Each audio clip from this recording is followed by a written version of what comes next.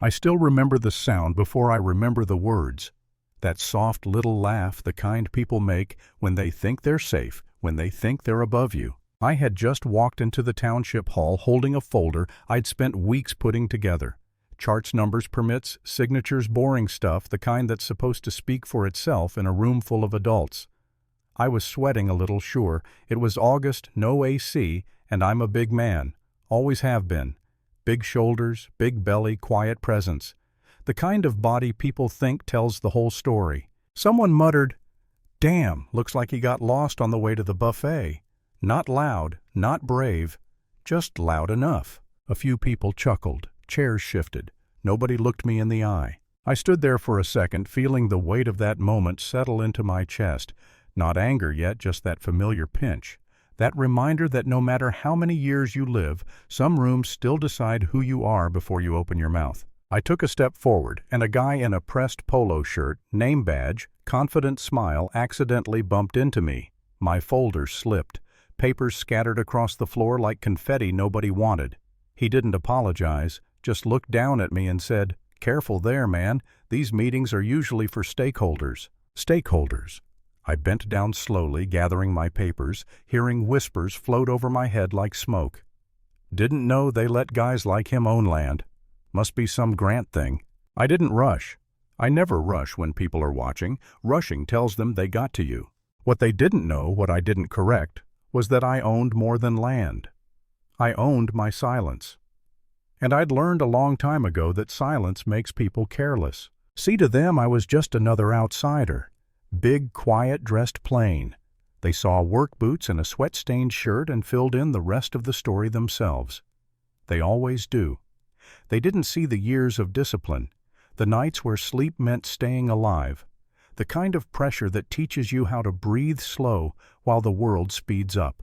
I had walked away from that life on purpose. I wanted dirt under my nails instead of steel in my hands. I wanted mornings that smelled like soil, not oil and gunpowder. Farming gave me peace, gave me rhythm, and for a while it worked. Until it didn't. At first it was little things. A permit that took longer than usual. A delivery delayed due to concerns. A phone call that never got returned. Then neighbors stopped waving. A supplier quietly backed out. A banker started using phrases like new risk assessments and unusual exposure. Funny how problems always sound polite when they're meant to hurt you. I told myself not to take it personally. That's the trick, right? Convince yourself it's coincidence.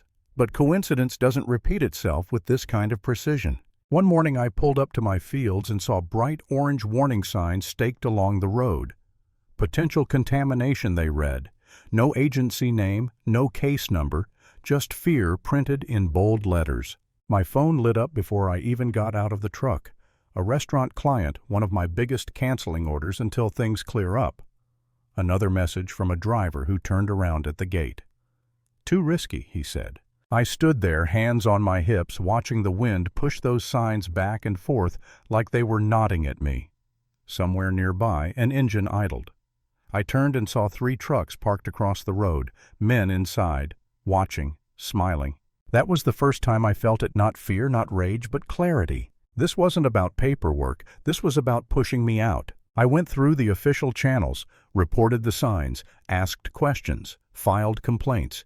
Each response came slower than the last. One office blamed another. One voice hinted I might be misinterpreting local culture. Local culture. That's what they call it when the system leans the same way every time. Then the water shut off. No warning, no notice, just silence where the pump should have been humming. I checked my account, paid in full. Drove to the line where county water fed my property. Valve closed. A utility truck sat down the road, 2 workers leaning against it, not meeting my eyes. "Maintenance," one of them said. "How long?" He shrugged. "Hard to say." Hard to say during a heat wave is another way of saying too late. I rationed what I could, prioritized crops, took notes the way I was trained to take notes, precise, unemotional, thorough. Dates, times, names, patterns. People think restraint means weakness. It doesn't. Restraint is preparation. The pressure spread. My truck got vandalized, tires slashed, words spray-painted across the side that didn't need explaining. Workers stopped showing up one by one, apologizing with their eyes. I told them I understood. Fear feeds families too. Late one night my phone rang. Heavy breathing. Slurs. Directions to my house spoken slowly like a promise. I recorded every call, labeled every file, built a quiet archive of truth. When I went to the sheriff, he leaned back in his chair and said, "You might be overreacting." I smiled and asked him to repeat that into the recorder. He didn't.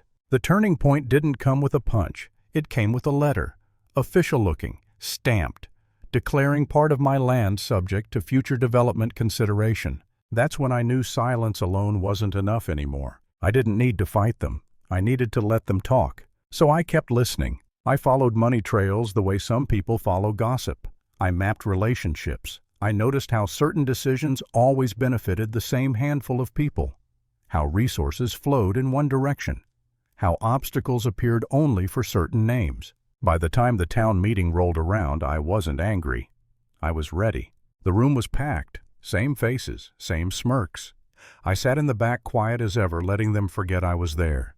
They talked about growth, about progress, about community.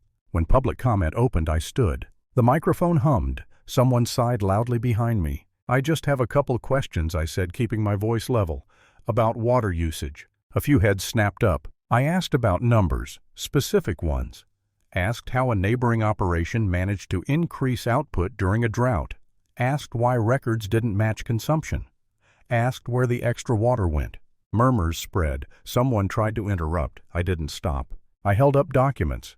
Photos, maps, clear as daylight. That's when the room changed. Confidence drained fast when facts walked in. The man in the polo shirt I'd met weeks earlier wouldn't meet my eyes now. The chair of the board called for a recess. Too late. Phones were out. People were whispering, not laughing this time. I didn't raise my voice, didn't accuse. I just asked one last question. "If everything here is above board," I said, "why does the paper trail keep disappearing?" Silence hit hard, the kind you feel in your ears. I stepped away from the mic and walked out before anyone could respond. I didn't need the answer anymore. They did. What followed wasn't dramatic.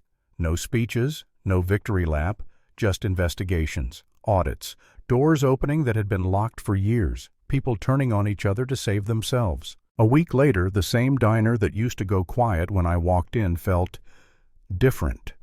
Heads nodded.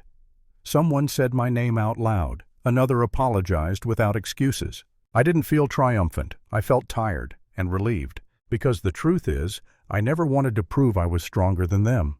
I just refused to disappear to make them comfortable. I still farm the land, still wake up early, still sweat. I'm still a big man, always will be. But now when people look at me, they pause before they decide who I am. And that pause, that's where justice lives. So let me ask you something and really think about it before you answer. Do you believe power changes people? Or does it just expose who they were when they thought no one was watching?